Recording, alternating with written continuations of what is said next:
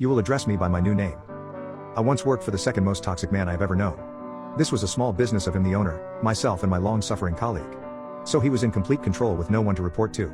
My boss was an absolute manchild who would launch into hours-long absolute fits of pants-soiling fury over the smallest inconvenience, and then as soon as his problem was solved would act frustrated and sulky that we weren't all celebrating his victory. He would have these tantrums several times a week. Our shop was on a high street. I felt bad for our business neighbors having to put up with it. It's only now years later I remember we had student flats above us as well. When my boss wasn't risking detonating his own nads into a fine red mist of rage, he was otherwise insufferable. He would also frequently get hyper and giddy and make fun of us, lost in a fit of giggles while calling us nonsense. Or he would decide that some new form of honor should be bestowed on him, like we should be made to call him sir, or master, or Darth. Seriously, imagine a man that has never in his life held a stick or pole without swinging it around making lightsaber noises. Once day he decides we are to call him Daddy Cool. We argue and resist an oh for F's sake at him, but he is insistent that we are to all refer to him henceforth as Daddy Cool. I step away from the insanity to take my lunch in the bakery.